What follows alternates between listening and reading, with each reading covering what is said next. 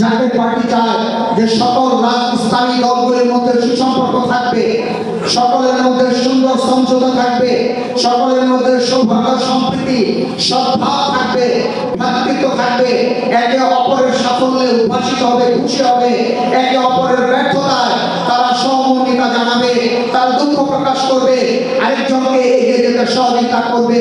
এটাই জাতীয় পার্টি এই রাজনৈতিক সংস্কৃতি, এই সংস্কৃতির প্রবর্তন চায় এবং গত 35 বছর যাবৎ আনুষ্ঠানিকভাবে জাতীয় পার্টি এই সহনশীলতা, এই পরমত সহিষ্ণুতা, অপর প্রতি শ্রদ্ধা, ভালোবাসা, আস্থা এবং বিশ্বাস, এই সামগ্রিক চেতনাকে ধারণ করে এগিয়ে চলেছে।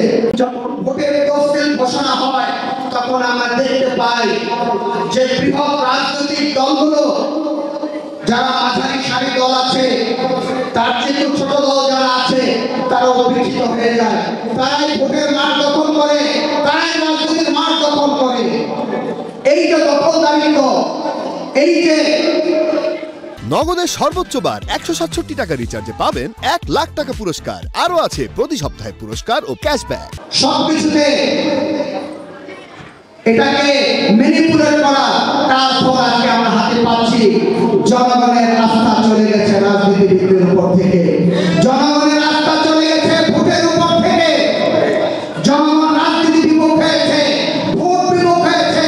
তাদেরকে এই বিশ্বাস তাদের হৃদয়ে প্রতিজ্ঞ করা এখন কঠিন যে সত্যিকার অর্থে বাংলাদেশের রাজনীতির সুদিন ফিরে আসবে, সত্যিকার অর্থে একটি গ্রহণযোগ্য নির্বাচন অনুষ্ঠিত হতে পারে। কাজে এইখানে